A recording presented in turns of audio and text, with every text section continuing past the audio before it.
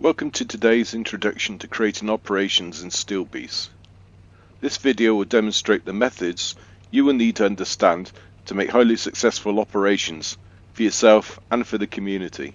In this video, we are demonstrating with a series of scenarios that have been put together by SteelBeast enthusiast and contributor Lieutenant Colonel Mark Gibson, serving Royal Australian Armoured Corps officer.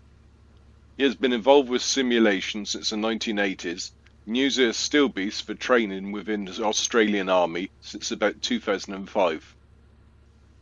Edistiviso is an operation currently in development to show off new vehicles and features and set in a European environment as opposed to the Middle East. It is intended to feature things that sometimes are ignored, such as wheeled reconnaissance vehicles, helicopters, mine clearance units, mortars and artillery pieces, recovery and repair assets, UAVs and command posts, and bridging units, and to demonstrate SteelBeast is much more than tanks and IFVs.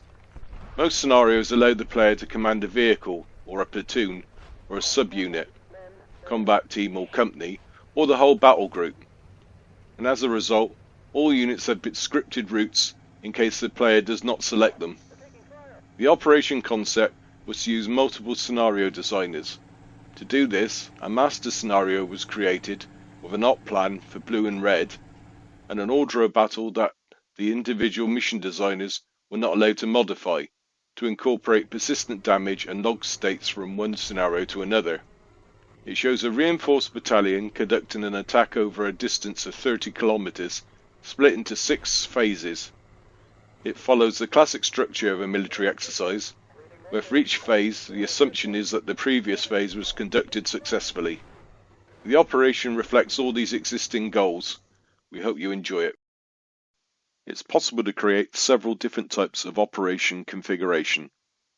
The simplest form is of a linear string of scenarios that you must successfully complete before you can proceed to the next. Here is a chart showing just such a linear operation. It consists of a start scenario, a successor scenario, and a final scenario. The start and successor scenarios have a positive condition that leads to successor scenarios. However, they also have an alternative path to replay the scenario if the player fails the conditions for success. This is the example we intend to use for this tutorial. Existing operations can be accessed from the main menu. Just like scenarios, they are split into operations and my operations. After selecting an operation, the phase selection screen opens. Here you may click Resume Operation. If no previously saved state is available, the remaining option is to select Start New Operation. To create or edit an operation, first open the Mission Editor. To access the Operations Editor, first you must click on File, then select Create Edit Operation. It opens a dialog box. Click New Reset first. You may now enter the title of the operation as later displayed for the student.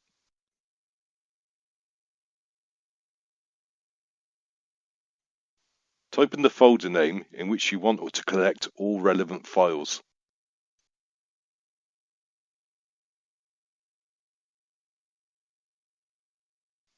Finally, enter a descriptive text for the operation that provides the student with some information about what to expect.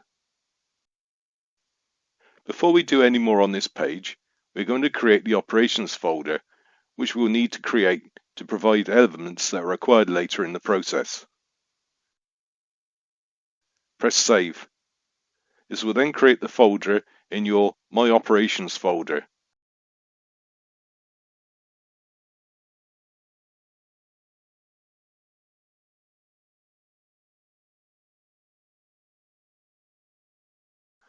For me, the folder tree will look like this. The location is C, Users, Username, Documents, eSIM Games, SteelBeast, My Operations. If you have done it correctly, it will create a folder with the name of the operation you named on the first dialog box. There should also be a file with the name of your operation with the suffix OPC. Collect all the scenarios you intend for your operation, then put them in the name folder.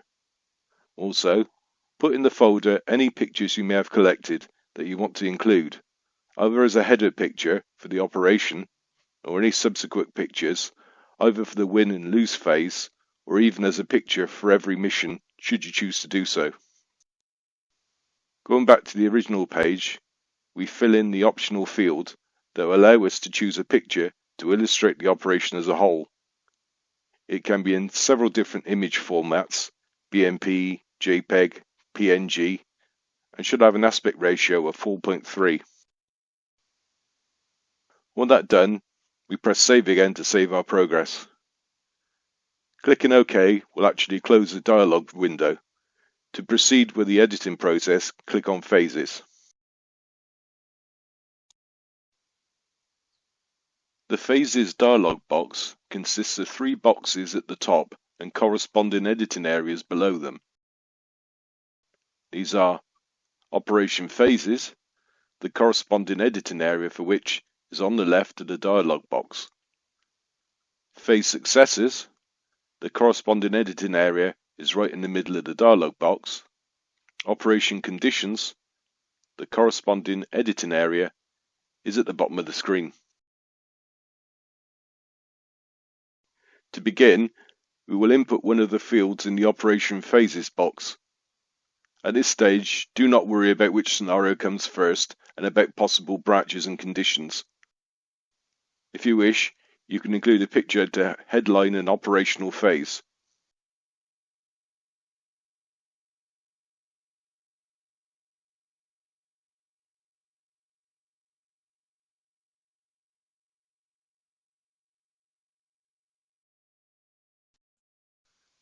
Here's an example of this picture being used in another operation.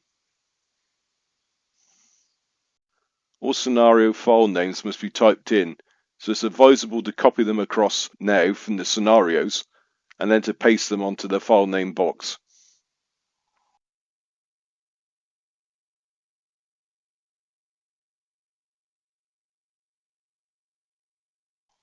Now I shall click on the box and enter a corresponding title and description in the Phases editing area.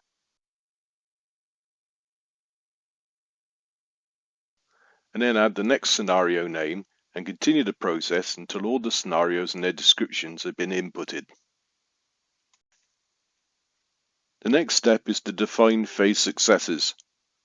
You will notice the Phases drop-down list contains all operation phases previously added. First, you must select the starting mission of your operation by clicking on it in the Operation Phases list box. Then go to the Phases drop-down list and select one or more phase successes. In other words, scenarios that will follow the completion of the first mission. For each successor, click Add. In order to add or delete a successor phase to the selected phase, use the drop-down box in the Successors group box. We started this tutorial by showing an animation of how a linear campaign would look. This one sends the player back to the scenario he was playing if he doesn't cut a certain score or is conditioned to win. Here is how it is done. We'll give each operation phase 2 different phase successes. The first one will be the scenario the player is currently playing. We shall set this up without conditions. It will default to playing again if the conditions assigned to the next phase successor are not met. The second one is the next scenario in the series. This will have conditions assigned that must be met for further progress to be made. The result will be that progress will only be made if the conditions are met. Please remember, if a phase has 2 successor phases, one conditioned and one unconditioned, the game will first evaluate the condition. If it is not true, the unconditioned phase is chosen. Conditions are first added and later assigned to the phase successes. By clicking the Add button in the Conditions editing area, you open a dialog box, Operation Condition, where you may choose between 3 fundamental types of conditions. These condition types are Score, Logic, and Operation. Score is pretty straightforward. Define the upper and lower threshold of the mission, score, of the previous mission. In other words, if you must win the previous mission with at least 80% in the mission score, the lower boundary must be set to 80 and the upper point set to 101. Logic is the type of operation condition that uses a specific event or condition at the end of a phase to determine the next phase. Unlike operation events, these conditions have no memory and will change from one scenario to the next. It could even be a trigger, though that's obviously a choice that should be chosen only with great care. With operation, you can reference operation events for each party to be true or not. Operation events behave like regular events, except that, once true, they will remain true throughout all phases of operation. They are the only element of persistent memory in an operation. All of these have positives and negatives. Score is generally easiest to set up, but it's potentially inflexible. With a large number of units, setting up a score formula for them all can be a considerable work. Logic has three different possibilities: trigger, event, or condition. Trigger requires the player to determine if he should move on to the next scenario, which is obviously problematic if you wish to make it a challenge. Conditions can be awkward as they can revert state, and we only look at their end state at the exact moment that the mission ends. Event is more useful, but can change from one scenario to the next. Operation event is somewhat more practical, since it has enduring memory across the missions and can be triggered by numerous different scenario-dependent conditions and events. An operation condition that has been added will be listed in the corresponding list box with a hash prefix followed by a sequential number. Once you assign an operation event to a phase successor, the phase successor box displays its items with the prefix of the corresponding operation condition.